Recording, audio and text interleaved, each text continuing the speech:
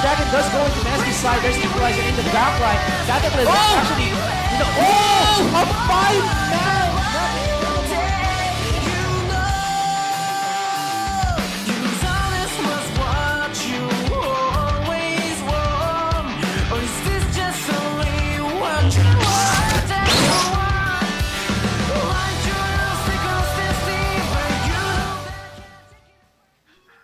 Time check, 7 p.m. and good evening sa lahat ng mga summoners and viewers natin out there.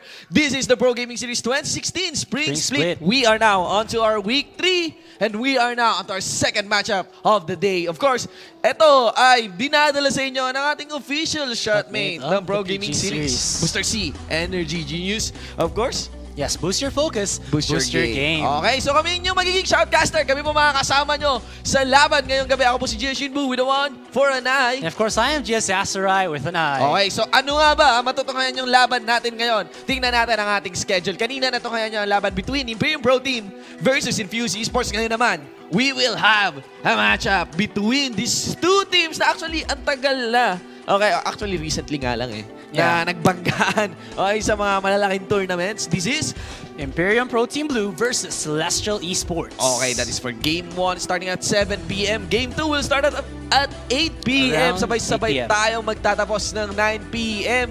Looking into the standings with 2 wins in their hands. Imperium Pro Team Blue, I think has 4 points na. Sorry. No, 3 points. Sorry, Imperium Pro Team pala yung naisip ko. My bad. Sisters team sila. Pagbigyan nyo ako. 3 points for Imperium Pro Team Blue. Naga Esports again with 3 points. Mineski Globe, Imperium, Acclaim, Empire X, Celestial Esports with all 1 point. And of course, on top of the mountain for now is Imperium Pro Team with 4 points. Yes, yan natin. Makakakaya ng points ngayon ng Celestial Esports. Madadagdagan. Okay, naka 1-1 sila with Acclaim, Empire X ngayon naman. Imperium Pro Team Blue ang babangga sa kanila. Wag na natin patagalin ito, mga summoners. Let's get into the drafting phase, ladies and gentlemen. So, looking into the bans here, we have IPT banning out the Z. Tapat naman dito Celestial Esports would be a Twisted Fate. Then Rise, then LeBlanc. What are your insights here? Lots of bans against Shock with the Twisted Fate and Rise. And first of all, let's just check na nagbago na konti yung roster ng Celestial Esports with Deuces replacing Tier X or Teru in the top lane for now. Alright. See what happens with that. And look at that. All of the mid lane bans. Zed, LeBlanc, and Yasuo, all against Fade. And it looks like may all mid lane bans din against Shock. But then Gangplank and Rise, our flexi picks, can go into the top lane as well as into that mid lane. But with all of these vacuum bans, target bans, there's a lot of strong picks available for all of these teams right now. For the bottom side, there's Misfortune as well as the Lucian. Yes. And even sa top lane, Renekton available. Elo, you think is available na ba? Has it been 2 weeks already? We have to check on that. Yeah, we'll double check first. I-pick up si Elo dito sa ating week ngayon. Okay? But we are playing on the Ilawi patch. Yes, exactly. 5.23, but it looks like Imperial Pro Team Blue are hovering over the Kalista. So this will pick on this one. Yeah. So we might see actually a similar build to what Imperium Pro Team did a while ago. We might see. And maybe the strategies are identical. We'll see about that. Hovering over Ilawi. I think may signal yata to pick on that one. I would believe na Ilawi is actually very strong champion right now. Yeah, lane bully, and then when you're able to at least build a little bit around her, and for example, let's just say, you have like a mid laner Oriana, na shockwave mo yung kalaban, all of them are in one spot. Pagka bagsak mo ng ultimate mo, labas lahat ng tentacles, ibagsak mo lahat ng skills mo, hampas lahat ng tentacles sa gitna na yun. Sarap ng feeling ng ganun. I actually may nakita kong isang kilong pusit. Babagsak sa'yo. Tentacles! Isang tentacles, dalawang tentacles, tatlong tentacles. And so, it's quite medyo kakaiba itong banning pace natin. First picks ngayon, coming in sa tendency ng mga players natin na ang unang pick nila Hindi pala banning phase, yung pick nila, unang pinili would be yung ADR. Yes. Ewan ko kung priority pick itong Kalistang to. Well, you can say Kalista can be a... Yeah, Kinzon is a known Kalista player, but... He was spamming MF, di ba? Yeah, spamming MF, but he knows how to Kalista as well. Of course, hindi natin makakalimutan yung Sivir niya. Yeah, yun na nga eh. Yeah. Akala ko parang mag-stick to one champion na naman siya ngayong season eh. Against Split. Well, at least it shows na meron na siyang variety with his picks.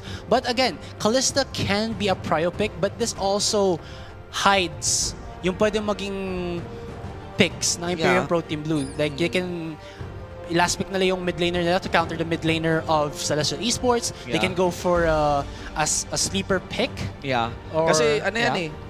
It's either kapag nagpipick ka ng early marksman, dalawa lang yan. Walang middle line. It's either you'll build around that marksman kasi priority pick mo yung marksman na yon, or it's either you won't build around that marksman. Parang iiwanan nyo lang yon kasi you're still willing kang i-risk na ma-counter yung marksman na yon. Yes. I was thinking na Celestial Esports would quickly lock in the Corki. Ganon, flexi pick. Ganon. Pero baka siguro masyado pang early para piliin si Corki dito. Although Corki is hindi lang playable siya sa marksman. Yan nga. Yeah, mid laner as well. Pick nga. But looking into it, I would probably see the... Wait lang muna.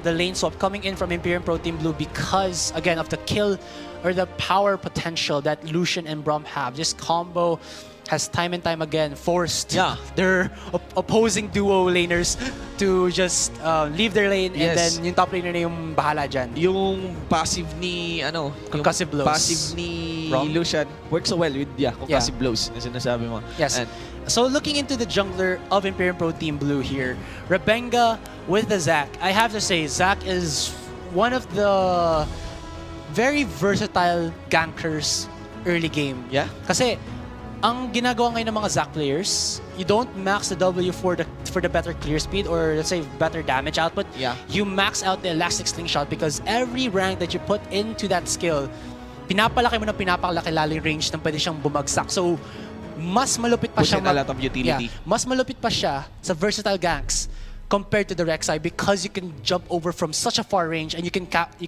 your opponent off guard rather. Yeah. Ganun ka gandang setup nun. I was wondering, anong keystone dito kung sakali? For Zac?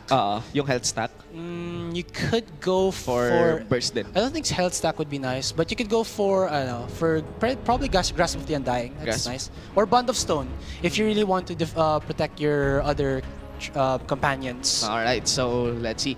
Ang response naman dito ng Celestial Esports is to pick off that Irelia. Okay? The classic pick agad, Mundo. Most likely going into the jungle natin. So, what are the insights here? Yeah, so it's walang pagbabago sa pick ng Celestial. No? Yeah, so it's just gonna be Celestial again with a team fight-oriented composition, but they have lane dominance. Yeah, yun nga ang habol nila dito eh. Yeah. More on skirmish back and forth team fight ang habol. Yes, but looking into Imperium Pro Team Blue, mukhang kinukuha na ni Chuck yung ni Light kanina. Oo. Ang daming champion actually para sa mid lane. I think hindi ganun ka hurting itong Twisted Fate Rise Gangplank ban against Chok. Yeah, he's pretty versatile. And look at this, Yux will be able to get himself again the Fiora in the top lane. Ayan. So medyo baka tayo makikita ngayon na 3v1 outplays na naman. Yeah, bakit hindi binan yan? Di ba? Laking tanong yan. I mean, as I recall, it would be Icarus having a hard time against Yux on that one, di ba? Yes, exactly. So we'll see what happens right now. Imperium Pro Team Blue have locked in their composition, but is that gonna be a Malphite mid lane or an Aurelia mid lane? We are still yet to see. Oh, Lux. Backline.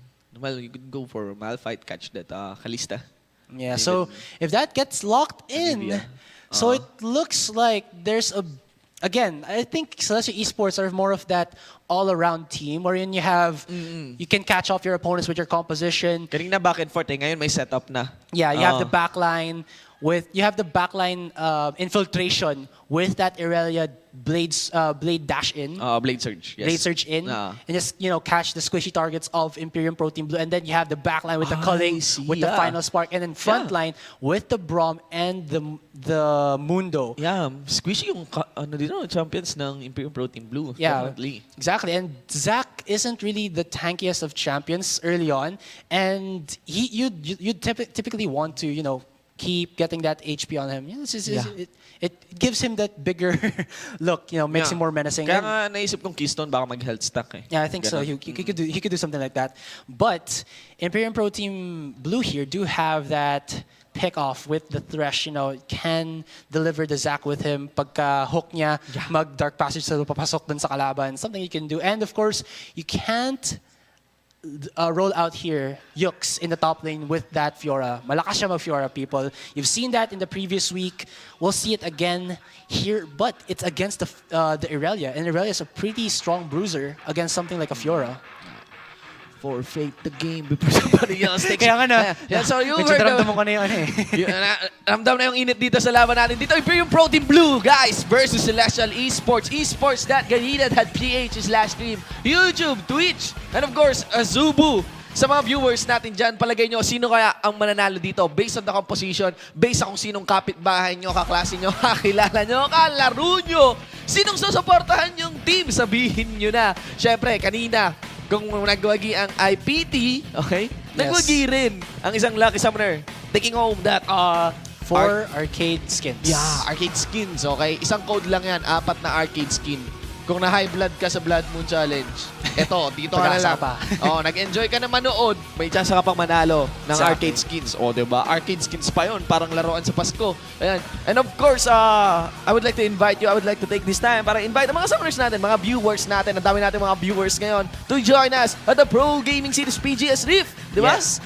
The link is www.facebook.com/group/PGS Rift if you want to join the official Facebook group of the PGS. That is, again, PGS Rift. We also have our Twitter and Instagram account at PGSLOL, and we have our G-Talk. The ID is 171-888-11. And you can't forget that the Pro Gaming Series 2016 Spring Split is brought to you by the official shotmate of the... Sino kumuha nung aking booster dito? Masarap masyado eh. Again, the official shotmate of the PGS. There we go. Lit na kinukuha nyo pa. That's, again, Booster C Genius Energy Shot. Boost your focus. Boost your game. We are now into the second match of the night. This is the best of 2 series between Imperium Pro Team Blue against Celestial Esports. Yan, yung composition na yan, okay? Nabi-breakdown yan. And again nga, kung gusto nyo makarinig ng mga tugtugang mas malupit pa sa mga taga-buntugtog natin dito sa ating stream yan. Sali nga kayo. PGS Stream, G-Talk. Yes. Nasa Garena Plus yan, okay? Sa mga bagong viewers natin, open that one up, yung may Talk icon. Yung blue top button. Yeah. Tapos type in sa search box, type in 171-888-11. Then automatic lalabas na lang yung PGS Rift. Sali kayo dyan. We have our amazing admins there. Makakasalabuhan nyo itong ating mga pro players, kaming mga casters, kaming mga GM. Malay nyo may naligaw na pro player. So pumasok dun sa room habang naglalaro. Yeah. Nandun sa Talk. Nakikinig lang yung mga tao, di ba? Big shoutouts din sa mga members natin na nandyan. And of course, sa iba pang mga LOL communities natin dyan. Yes, exactly. Hopefully, in the next following weeks ng PGS, makita na natin si Eloy because she's one of the newer champions. Granted, wala pa masyadong master sa kanya because she's fairly new. Yeah, syempre. Of course, she's the newest champion. But again, her kit is pretty interesting to see, especially in a pro game. Yeah, isa sa mga nakakatuwang kit sa kanya. Pero may, in a way, parang counterplay mechanic rin para sa mga teammates mo. Lalo na yung hindi pa masyadong nakakabalita sa kit ni Ilawi. Yung kukunin yung soul. Yeah. Diba? Yung E. Hampasin mo lang tapos extra damage na pala. Akala ng kakampi mo, andun pa yung kalaban. So minsan hindi na chini-chase kahit kaya pang i-chase. That's true. You have to note then. Yeah, you have to take note. And yung dahilan, or actually yung counter for that is you have to hit Eloy. You can't go out of the range of that your parang doppelganger soul because... Laki nung slow nun. Laki nung slow tapos cursed ka pa na after a few seconds, may nagsispawn Yeah. na nakakasar na tentacles sa tabi At mo. huwag kang magpapaabuso dun sa tentacles niya, ha? After killing 3 tentacles, mawawala yung curse. Yung Calamares curse. Okay? So, I like that, Calamares curse. basagin mo yung mga tentacles niya pag nakita mo kaagad. Nagutom tuloy ako, Calamares. Biling na tayo mamaya sa iskinita dyan. Mamaya daan tayo dyan. Daan tayo dyan. May nagamit naman ang Calamares dito sa Ofera natin si ate ng booster C. fair trade. Ng Calamares. Yeah. Ayan. Okay, again, big nangungumusta ako sa mga viewers natin. Okay, sa mga summoners natin na nandyan. Maligayang Pasko, nako. Yeah. Again, Christmas SMP, adventure. yeah, SMP ba kayo guys? Samahan ng malalamig na Pasko o samahan ng magagaling na players? Oh! Pwede. 3%, oo nga. Diba? SMP kami. Yeah, magagaling na players. Magagaling na players. Alright, so Alam mo, no? Magaling ka ng player, malamig na mo Pasko. okay lang para pinapainit ka naman ng CPU mo eh. Sobrang sobrang tagal mo naglalaro. Sobrang G na G ka maglaro. Ayan. Sarap, Yeah. masarap pag Christmas kasi good mood yung mga tao. Toxicity na lang talaga kalaban. Kahit Yeah. tapos may ninong-nina, may panlaro na. Ninong, diba? may kainan pa syempre. Ano naman, snowdown skins naman, ninong. Tama. Or bagong computer para magamit para ma 400 FPS ka naman tong League of Legends. Yes. Yeah. Rig building, ladies and gentlemen, let's get into the Pro Gaming Series 2016 Spring Split. You are watching our second matchup, a match between Imperium Pro Team Blue versus Celestial Esports. Nakikita nyo yan, yung mga players na yan, mga pinakamagagaling na summoners and low players natin dito sa bansa. Let's bring the rank down. Imperium Pro Team Blue, of course, for the blue side, you have in the top lane will be Yux and Fiora. Jungle, Rebenga. Wow, Rebenga. Talagang legend na to si Rebenga. Ano na to? Institusyon. Okay, Rebenga on the Zac for jungle. Chok on an Anivia mid lane. Whereas for the bottom duo, we have Kinzon on a Kalista AD carry and Shadow on the trash support. And of course, for the red side, we have Celestial Esports in the top lane. It's going to be Deuces with the Irelia. In the jungle, it's going to be Hex on that Mundo. In the mid lane, it's going to be Fade on the Lux. And in the bottom lane duo, we have Marky for the Lucian and Mikos on that Braum. Yes, so palagay nyo, sino kaya magwawagi? esports.garena.ph/stream. You have to take note, meron pa tayong match and win 4 skins. Okay, in one code. Yes. Yan, care of our official energy shot, official shotmate of the Pro Gaming Series, Booster C Energy Shot, Genius, boost your foes, boost your game.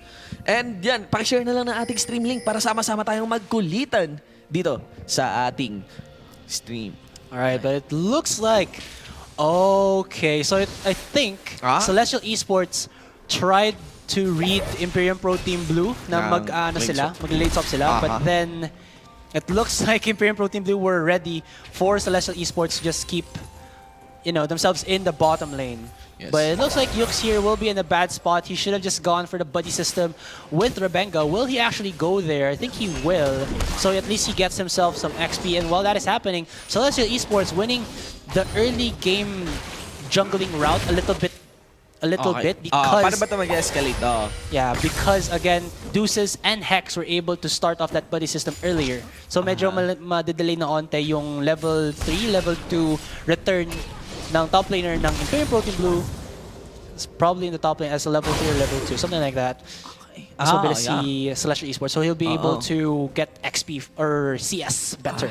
I see. So ganun pala yung setup niyan early game. That leaves IPT's bottom duo now to stick into this outer bottom lane turret, pero nandyan na uli. Sabi mo nga, with that advantage sa start or dun sa body system, leaves Irelia to get those XP mula sa shove minions dito ng IPT Blue. Yes, but looking into it, iniwanan na si Marky sa top lane, so he'll be able to get more XP than Kinzon, and he actually freezes the wave. But kasi kanina finast push ni Kinzon dito, hoping that the wave will hit the turret before Deuces will be able to take it. But Deuces was right on time. He gets the XP there. He is level 3 right now, but there might be a 4-man stack in the bottom lane by Imperial Pro Team. But while that is happening... Naspot ng ward dito eh. Yeah, so that's a nice ward coming in from Celestial Esports. But Marky again in the top lane is pretty content. Solo lang siya doon. Wala siyang kalaban. Ang sarap ng buhay niya sa top lane. Sobrang sarap. Parang AI last hit practice. Oh, nice play from Shadow. Taking Play. Yeah. And Kinzen will be able to capitalize just a little bit on there as he will force Deuces to chug on that corrupting potion. May mali dito sa skin ni Brom, no? Kasi sinasabi niya, shield is here. Dapat na, chair is here, no? Labo. Yeah, it's one of the just all about the effects kasi yan eh. So, nothing about the voice will change. Ay, oo nga pala, nako, Dragon Trainer. Tristana. Of course, can't forget about that. Yeah, excited na ako na magkaroon tayo ng Regal Flash toy. Diba? Yeah. At excited na rin ako ma-issue ko si Dragon Trainer Tristana. Yes. Animal abuse. Ginagawa pa rin! Yung Dragon! And Hex will go down easily as that! As 4, I think 3 members collapse onto him. Very bad positioning coming there mula sa jungler na Celestial Esports. Oh, and look at that. Yux in the top lane trying to go against Marky without his level 6. He's not going to be able to do that. And Marky has a 2-level advantage against the top laner of Imperium Pro Team Blue. He'll just be able to bull him out in the earlier stages of the game as Yux doesn't have his items. Yux here did not have the best of starts for himself. Yeah. So that works para out the Benga. Pero kitang-kita natin yung reach na pwede talagang is-set up ng isang elastic slingshot. Ladies and gentlemen, with that kill kanina sa First Blood. Yeah, but I think Fade did have that ward in the river, so he knew that Rebenga was there. Yep. And look at this, Marky actually putting the tower to pretty low HP. Yux here is trying to push him off, but while that is happening, Yux is missing CS. If he doesn't try to go for the CS, he'll keep falling behind against Deuces, who is already twice the CS he has. Yeah, so tingnan natin. We all know kung ano ang performance na pwedeng ipakita ni Yux on Fiora. Will he manage to step up on this one? Marky tries to duel with Yux with a vital spot in his front line. Hindi maganda ng trade-off yon, but I think yung level deficit that puts a lot of confidence for Marky. Oh, nice piercing light there. Pierces through the minions and hits Yux right in the spine. Actually, I believe pwede nga siyang mag-flash dun eh. Get that passive. Oh, look at this. Hex, though, wants something out of this. Does get Rebenga slowed, but Rebenga cannot be stopped with that elastic stun shot just over the wall. Yes, over that one. Interestingly, we have Chok, no? With an Ignite instead of double teleport. Since usually kapag meron kang Zac sa composition mo, you run teleports. At least more than once then. Isang magandang strategy yon. Putting that invulnerability on once the passive is proc. Blobs. Yeah. And his life blobs. Just a little thing I noticed. Nothing related to the game. Yeah. Lahat ng members ng Imperium Pro Team Blue, aside from Chalk, are blue skin. Blue skin, oo. Actually, kung hindi lang to nag-Philippine Eagle Anivia, as in, blue rin sana tong skin na to no? Yeah. Ano pa pala? Yux. Let's check. Fiora. Oh, yeah, may pagka-blue din. Yeah, he's kind of blue. With the Project Fiora. Yeah. Yes. All right, so looking into it right now, there is an advantage in terms of the items for Marky because he has gotten back into his lane with that PF sword. But Kinzen has been farming in this bottom lane, still hasn't backed off. Almost the same as Marky's with only 400 gold advantage because of the First Blood again, catching off Hex in that Dragon area. But it looks like Imperium Pro Team Blue are knocking on this bot tier 1, wants to get it. But it looks like Celestial Esports are trying to position themselves. May ultimate na si Fade here, he actually used it, so it's on cooldown. Yeah. But I think they just want to set up the vision around this dragon side. Yeah. I believe hindi nga alam ng IPT kung nasaan si Mundo. They're thinking na he's pulling up a counter jungle. Kinzer, you're getting caught out. Yeah, a counter jungle over the blue side kasi may ping doon. But Kinzer going solo. No ignite! Receiving the ignite. El Tigre Brom. Will he manage to hit? Yes, he does! Oh, one target hit on his pocket. And now it'll be Shadow. Pinatay mo yung ADR ko And now, nandito na rin. Rebenga. Knockup by Rebenga. All in on to Deuces. Looks like Deuces will have a hard time after that lane swap. No, that is a force splash. Wala kay Rebenga, even though he has his passive up, he won't resist anything because Lux is in the house, mga kaibigan. And you also have Chok almost joining the fray. And here's another story of Yux having a hard time against Marky. Could have been a 2-for-1 if Rebenga had his ultimate. Yeah. Sayang. Level 5 Rebenga, yes.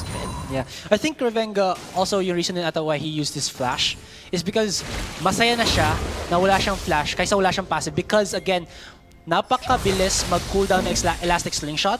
And that, I think, just works as your flash because you're not looking to be defensive with your flash. You're going all in, and yung safety mo na lang is... So hindi mo si-save yung flash mo? Yeah, your safety na lang is the ultimate. Kasi may elastic slingshot ka.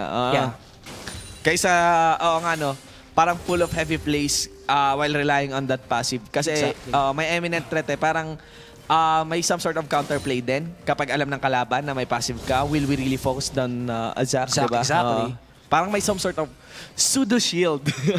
Why focus someone with an insurance? Exactly, and especially if Yux is in the other lane and he teleports into a blob, it's invulnerable for until Yux goes in. And look at this, Marky putting a lot of damage onto Yux. There's the culling. Oh my God, he forces the flash out of Yux. Ladies and gentlemen, that is a 5.23 culling. Or Doesn't 5.22 culling yung may bug fix, yung mas masakit, bottom line. Yeah, hindi. The culling now doesn't stack on your attack speed. It has its own default bullets. Yes. So Mas maraming bullets, tapos nag-scale pa on total attack damage. Hindi na sa bonus attack damage. that is gorgeous. Yes, so sa early game, so, ang taas talaga ng damage nito compared to the older culling. Yes. But looking into the CS for the top laners, medyo nakabawi na si Yux. Yeah. Yeah, but Marky was able to get that top tier 1. Yeah. And that actually shot up Celestial Esports into that 1,000 gold advantage. And Kinzen here being too aggressive yet again. Yes, so... Deuce is putting a lot of damage onto him. Actually, this is good Blade Surge. In 1 minion lang kailangan niya to close that gap because 4 members is actually around the area. Whereas, I don't know about Fade and the story of Fade and Chok. Mga si Chok talagang, nape-pressure na pumunta dito sa bottom lane. Alam niya na paparating na, andito na nga si Lucian sa bottom lane and Moon is just scurrying around. Oh, this is a really tight spot para sa Imperium Protic Blue. Oh, nice ward there by Nikos. Does take some damage from Rebenga, but they know already how potent those elastic slingshot ganks are, so they're just putting deeper vision into where Rebenga might be able to, come out of nowhere and just counter it out right off the bat. And Celestial Esports got themselves a free dragon. Yeah. No contest from Imperium Pro Team Blue. So, doon nag-pay off ngayon. Yung lane swap, yung early body system advantage. Yeah, and Celestial Esports are also getting the better of this because their composition is better in the early game, especially with the Lucian having his PF sword and hammer earlier. Yes. And of course his culling just dealing so much damage. You have to note that Rebenga has to be the initiate here for his team as well as Shadow, but so far nothing yet. Yes. It's very risky for IPT to set up anything here over the bottom lane. That leaves a lot of aggression. Oh, that was kind of close. And I think Yux is freezing top lane. I'm guessing Yux is freezing top lane. Kanina pa yan nandyan sa pwestuhan na yan. Yeah, but now I think knowing that he sees everybody in the of the members of Celestial Esports, he's gonna try to fast push it and then teleport to the bottom. Oh my God, you have to take note my ward dito. Anytime pwede mag-teleport si Irelia. Yeah, there's a ward there also by Rebenga. Catches off Nikos there. Double plays, but that won't be enough for a follow-up. Look at the damage output, the siege potential that Celestial Esports have just chipping away at the HP of Imperium Pro Team Blue. Wow. I'm guessing bakit hindi pa nag-initiate dito ang Celestial. Instead, I see. So IPT, okay, decided, being wise, give this turret. Yeah, kasi anytime talaga pwede na mag-teleport doon. And now Deuces knows there's no work to do over the bottom lane. Why not go aggressive dito sa mid lane? Wow, Celestial Esports, no? Yeah, and Playing this very well. yeah, and they can't really use Yux right now because, well, remember, yung pangalan dati ni Fiora is the Grand Duelist. Or the Duelist. So she's looking for the 1v1s and then get items, gold from that, and translate it into just being too powerful for the opponent to handle. But again, because Yux is so far behind, he's far behind against Deuces. He can't do anything with his Fiora at the moment. Yeah. So again, they have to rely on Rebenga. But Rebenga right now, he has been trying to get the ganks. Yes. But Celestial Esports are one step ahead. They are using all of their wardings for that deep vision and just countering out where Rebenga might come from. They are experienced against the Zac, I would presume. Yeah, And I believe. look at that. Farsight Totem from Marky and Fade will shut down the versatility ganks that would come out of Rebecca. And right now, they either have to catch their opponent off guard with the Thresh Death Sentence, or again, just hope that Shock can get something with his stun, and again with Rebenga as well. IPTB is teaching us something very important here. As a veteran team, talagang pinapakita nila, you can just be patient. Don't force anything. Right now, there's the call. Yux is freezing the top lane, di ba? Yeah. And yun nga, IPT decided to give away the Bottom tier 1. Bottom tier 1. So, yeah, ayun ang pwede nyo makuha sa larong to from IPT. Know when to go in. Yes, yes. Kasi even Know when to though back down. though meron kayong 2 kills in your pocket, naiintindihan ng IPT Blue kung gaano sila na behind when it comes dun sa rotation. Like a chess game kanina. Yes, as well as the power outputs that your champions can give in the earlier game. Oh, Fate's call comes out. There's the engage onto Mikos. Oh, Mikos gets quickly popped. No? Masyadong alanganin na positioning, relying so much on his tankiness. And I think ganun lang ang habol nga ng IPT. Paisa-isa lang. They have a lot of safety and insurance. You have to take note. May Anivia passive pa, and even her wave clear. Exactly. But you also have to note Imperium Pro Team Blue, or rather Mikos there, was a little bit too, how you say, is confident. Ito pa yung sinasabi ni Nip, Imperium Pro Team Blue being like same strategy as last split daw. Pulling up the same strategy lang. Parang iisang composition lang inabot nga. So yan nga, Yux now handling na Fiora, and hindi nga siya nagpe-pay off as it is very clear na nakagawa ng rotation ng Celestial against this one. Yeah, and it looks like Yux wants to go against Deuces, but Deuces is that duelist Fiora, or rather duelist Irelia, who can stop the aggression of the Fiora. And you have to note as well, Celestial Esports got themselves the first Rift Herald of the game. Nice. Now on to Hex. They are looking to destroy this bottom tier 1 mid lane turret. Shock there. Nice. Oh, Glacial. Oh, that's a slingshot. And that's an ult. Oh, very There bad you go. there. And this is IPT's patience paying off. But what about Marky? Tingnan natin. Mauubos kaya ang blobs dito. Blob 1 destroyed. Blob 2 destroyed. Mukhang hindi ata aabot sa Blob 3 as Kalista is willing to defend this one. Lots of damage. Marky is willing to trade up with Kinzon. Over the bottom lane, we have Thresh accompanying and assisting Fiora on that one. Ladies and gentlemen, buhay na rin si Chok.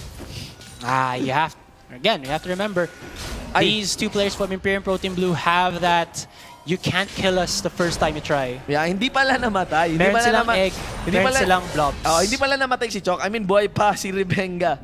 Ang daming insurance. Yeah. Mula dito sa side ng Imperium Pro Team Blue. So, they are really after the late game. Kalista and Fiora. And you have to note then that Celestial Esports should have known wala pang death si Shock. Yeah. Or they should have known na up pa yung kanyang passive and they went a little bit too aggressive. They should have just gone for the push onto that mid-tier 1 because kasi nare-reduce yung damage ni Chok dun sa creeps because of the Rift Herald buff. Yeah. They should have just capitalized on it, got that mid-tier 1, destroyed all the tier 1s of Imperium Pro Team Blue, which means that Imperium Pro Team Blue had to be warding defensively. And that could allow Celestial Esports for the pickoffs or got their own aggressive deep wars into the jungle of Imperium Pro Team Blue. Yeah, it's very clear. Imperium Pro Team Blue cannot anymore play aggressive. So they're now playing bait and this is not good kung magiging agresibo yung Celestial Esports thinking that they have the edge. Yeah, but it looks like right now Dragon is up. That might be the point of contention here for these two teams as the Vision game is in favor of, I would say, Celestial Esports. Look at that Vision. They're starting it off and don't think Imperium Pro Team Blue can do anything about this. Fiora is teleporting now, but will that be enough? Elastic ceiling shot getting cast. 500 mark and the Dragon will go into the hands of Celestial Esports. Grand challenge on the Hex. Yux into the front line. Flashes in. He knows because won't be enough to stop him. But Hex activated the ult. Yux going so low. Yux still chasing it goes this down. Mundo. And Kinzon doing the work of the remaining members dito ng IPT. This is the Lux joining the fray. But Marky goes down. Double kill for Kinzon. Deuces ngayon ka lang pumasok. Ilang members na batay. And that is an ace in exchange for 3 members of Celestial Esports. Buti na lang. Nako, napaka-disastrous sana para sa sa Celestial Esports yon. Paisa-isang pasok, nasayang yung lead na meron sila. Yeah, but you have to note that it took so long for Yux to kill Yeah, Hex. oo, yun na nga eh. I have to give it as well to Mikos. Or let's see the replay Where's first. Irelia nung sa game na yun? Oh, Yeah, she was still in the top lane. And look at this. There's the grand challenge coming out of Yux. Nag-teleport si Irelia. But sobrang tagal na ma-proc ito because Mikos stopped the brunt of Imperium Pro Team. And the concussive blows actually stopped Yux. Na-stun pa siya. And Imperium Pro Team were super try-hard to kill Hex there. Nung napatay na si Hex, Marky was still alive, dealing damage. And nung dumating na si Lux as well as Deuces, clean-up crew na lang sila. Imperium Pro Team used so much of their resources to try to do that, and Celestial Esports were able to capitalize and get just these easy pickoffs, or easy cleanup rather. And nandun pala yung the box. And even Chok was targeted by Irelia, kaya naman pala nahuli. So, you could see how IPT Blue is willing to fight this one. You could see how IPT Blue is willing to fight this one.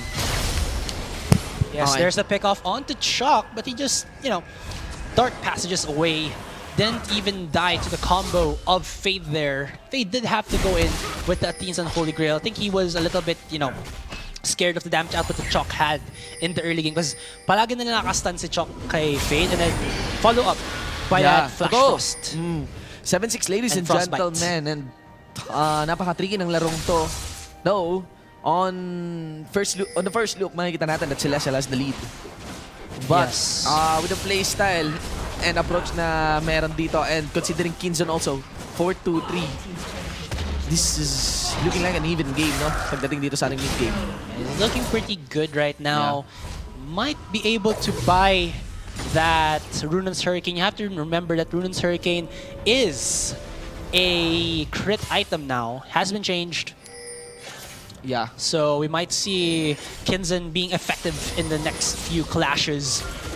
As we do see here, Deuces here might get caught out. Does dodge that death sentence. Oh my god. And it looks like it's gonna be 3v1. Okay, shutdown. Naging fountain si Irelia. Medyo naging comfortable. You wouldn't want that. Didn't see Deuces. He was a little bit too overconfident. Though I'm not seeing any recall mula sa side ng Imperium Pro Team dito. Instead, it would be Kinzon rotating onto this bottom lane inner. Yes, as we do see right now that some of the members of Celestial Esports are going to try to knock on this bot here. Nice damage there coming out of Marky. Didn't even have to use his skills. Alright, there's the culling. Gonna connect onto Kinzon. 50% of it will put the ADC of Imperium Pro Team Blue to 3/4 HP. But yeah, he has the Blade Ranking. He can heal pretty fast. Lifesteal, yes. Yeah. Oh, I'm so excited para sa rework ni Poppy. You can't forget about that. Yandere, Poppy. Yeah, it's not like I asked for a rework or anything. Baka. I mean, yung ult talagang yun eh. Yeah. Kahit hindi mo gamitin ng matino sa klase, yung idea lang napapatalsikin mo pabalik. Yeah. You have to get credit. You have to give credits though to the one who made that picture, Glocka Gaming, if I'm not mistaken. Oh yes, shoutouts to Glocka Gaming. Yeah, and his gaming contents, man. Yeah, you have to give credit to where it is due. Shoutouts din sa kapatid ni Glocka Gaming, si Wei Melo. May kapatid siya. So, at saka sa team ni Glocka Gaming, Team Mimo.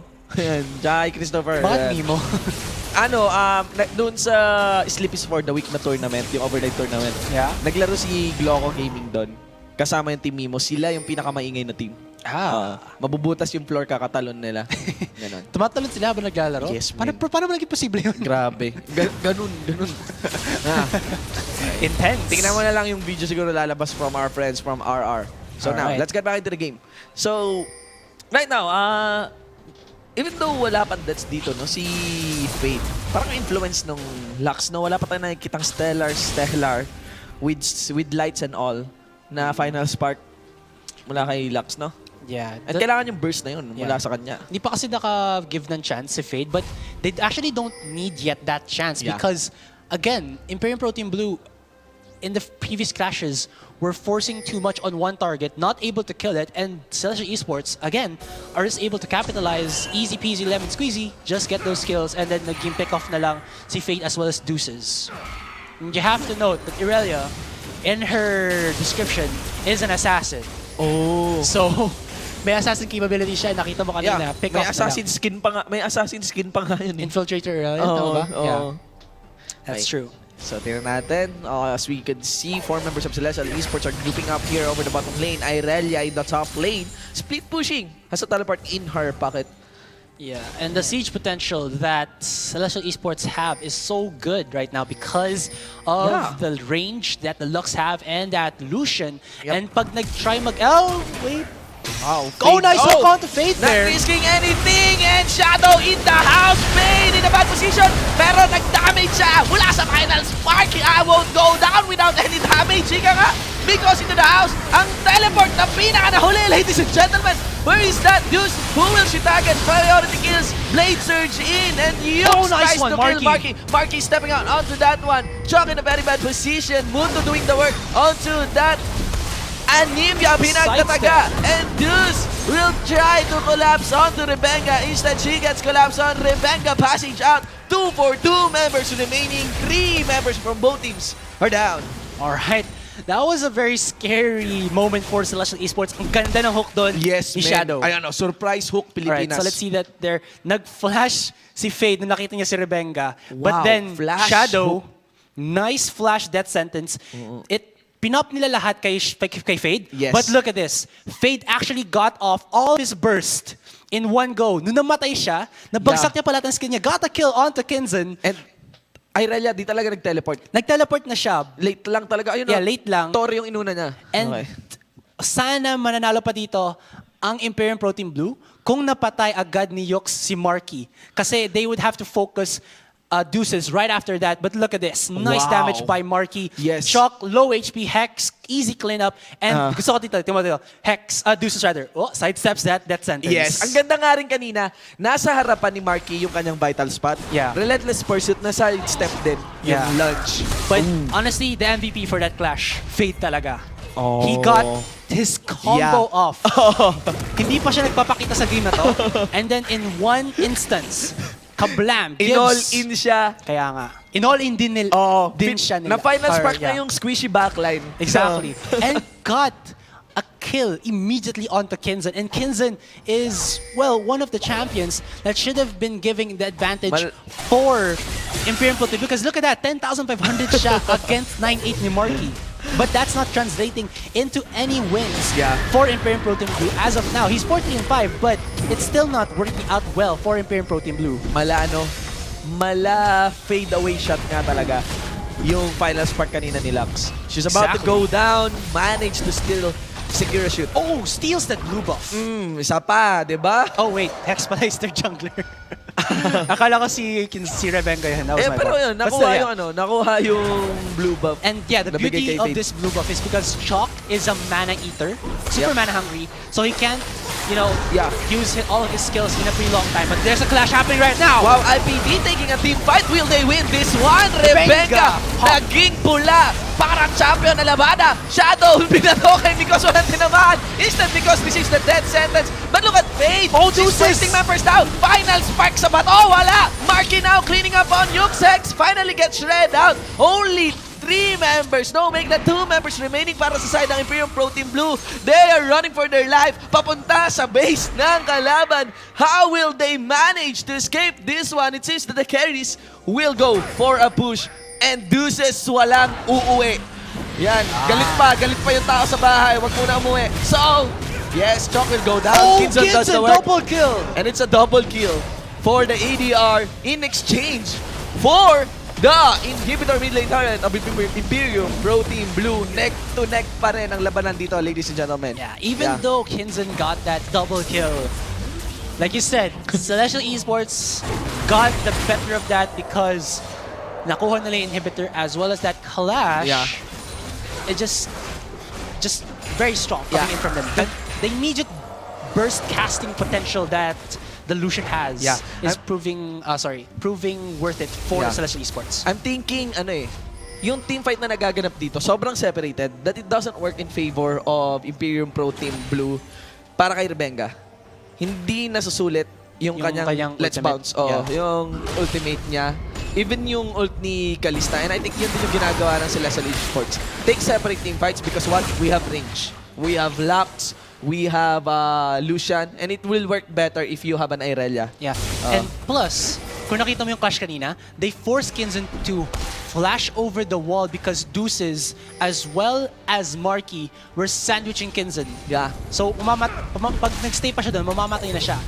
And what happened there was Hex was the only one who was going against Kinzen as well as Chalk. Yes. But he was just distraction so that the other carries for Celestial Esports will be able to finish out the members of Imperium Pro Team Blue. 28 minutes, no. Make that 29 minutes into the game. At napakainit ng laban na to, ladies and gentlemen. You have to take note, game 1 pa lang ito. We still have game 2 na may kasama pang skin bundles. So, we are seeing 3 members of Imperium Pro Team Blue collapsing onto this outer top lane turret. Dito nagsimula ang lahat. Dito nagsimula ang pagka-behind. Wow, relentless pursuit over the wall. Marky not willing to receive that flash frost with the minions taking up a siege. Will Celestial Esports be able to protect this one? I think they're baiting out any initiate coming on from Imperium Pro Team Blue. Yeah, but you have to note that Deuces is not in the clash. He has his teleport up and the inhibitor turret, or inhibitor rather, for Imperium Pro Team Blue is down. And so, stuck yan ng super minions. I have a feeling by the time meron team fight, tas Deuces is in range of a turret. Blink na naman yung teleport dito ni Deuces. Well, it's fine because that's actually For has cleanup, been, no? yeah, the strategy of Oo. Celestial Esports. Just have Deuces delay teleport and then finish off the running members of Imperium Yeah. Pro Team Blue. Because Kung na-boost mo na Yeah. kasi lahat ng skills mo, parang ang hirap na mapigilan ng Irelia. exactly. Ang kailangan kasi kay Irelia, full lockdown. Yeah. Plus, you have to note that Irelia has that passive wherein pag mas madami ang kalaban niya, mas mataas ang kanyang tenacity. Oo nga. Looks like though that they want to defend this mid inhibitor as Deuces will get that bot tier 2 and the Baron is up for grabs for Celestial Esports. Yeah, things are looking shaky for Imperium Pro Team Blue. Celestial now initiated the Baron. This is a big question now. Will another hole be put into the base of Imperium Pro Team Blue as Celestial Esports is forcing IPT Blue to go into this Baron? Okay, take a team fight. Yes. May recall na magagaling mula kay Chop and Celestial Esports knows that one. I think may ping dyan. And Deuce is not leaving this bottom lane. Magmimerienda lang dito sa red buff. Yes. That red buff and the dragon is up. You have to note though, Celestial Esports didn't opt to get that Baron before they tried pushing the top lane. Wow. And Imperium Pro Team Blue might be able to catch themselves some free Celestial Esports members. Parang promo lang. With free Celestial Esports member. Yeah, Christmas sale Bili na! pare. Bili na ng Dragon Trainer. May libreng date kay Teru. Ba't si Tero? Wala siya ngayon dito so siya yung pinag-uusapan. Diba ganun sa barkada? Oo nga, no? Kung sinong wala, siya yung pag-uusapan.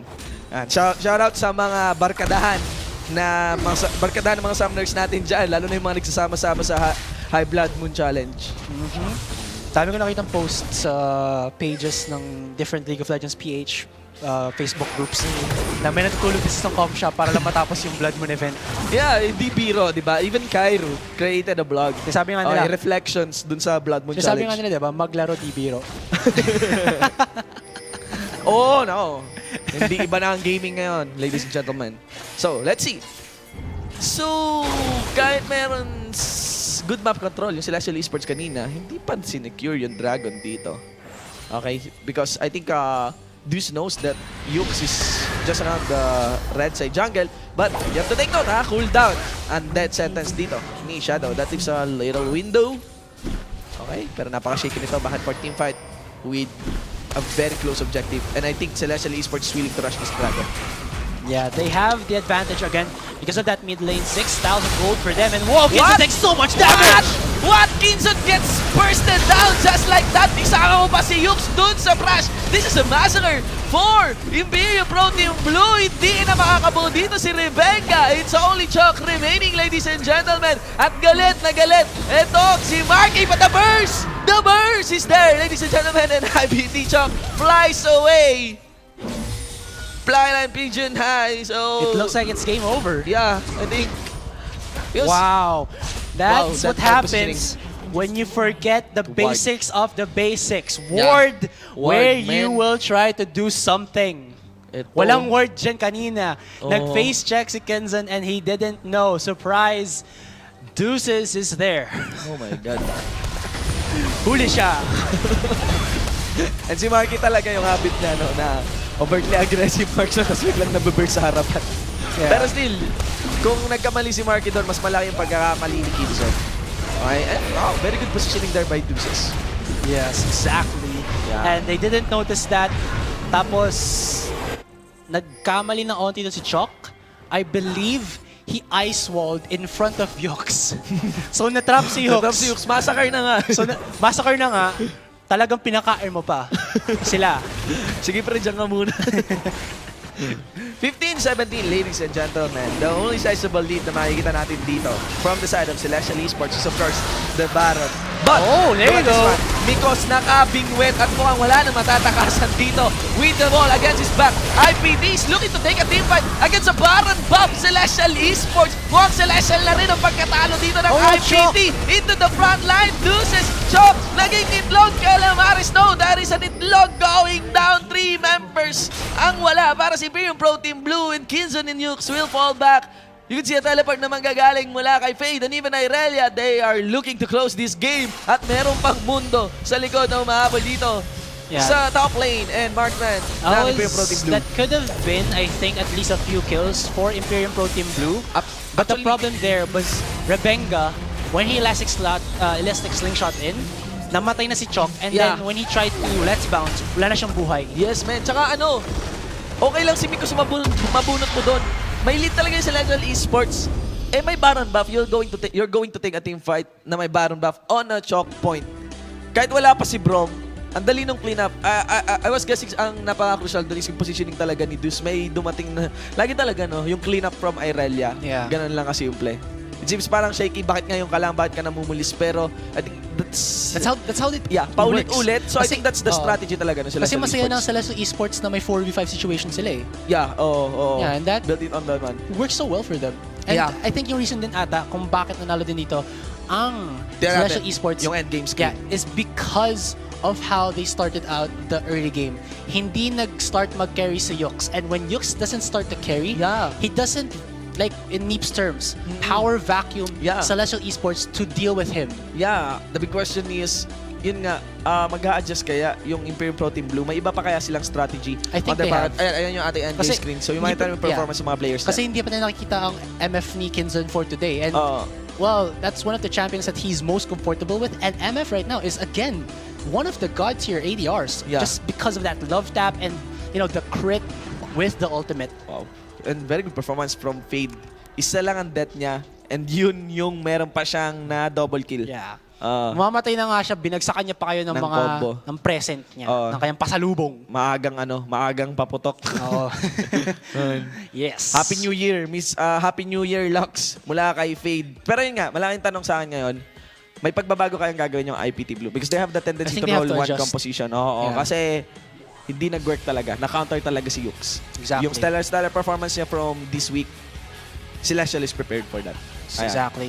Okay. Sige, sa mga summoners natin, sa mga viewers natin na nandyan, natungayan nyo, that is Celestial Esports taking out one victory against Imperium Pro Team Blue. Looking into our schedule, meron pa tayong Game 2. Ayan, makakabawi kaya ang Imperium Pro Team Blue snag and close this series 1-1, or will Celestial Esports go on a roll and close this series 2-0, securing 3 points sa ating standing. Ayan, check natin yung ating standings. That victory by Celestial Esports will shoot up to 2 points with a standing of 2-1. Okay, win-loss ratio, whereas that leaves Imperium Pro Team Blue, dati leading itong ating group ngayon.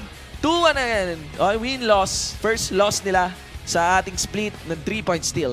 So, tingnan natin ha. Mula Pro Gaming Series yan, GPL, Wildcard, hanggang Worlds. Yes, exactly. Worlds 2013. So, dyan lang ngayon mga Summoners, magbabalik po kami. Meron pa tayong match and win. Last code natin for today. Kami po ang inyong naging shoutcaster. Ako po si Shinbu, Jess Shinbu, with a 1 for an eye. And of course, I am GS Asarai with an eye. This is the Pro Gaming Series 2016 Spring Split, of course, powered by the official shotmate of the Pro Gaming Series, Booster C Energy Shot. Energy Shot. I think Booster C Genius Energy Shot. Mahalaga yun.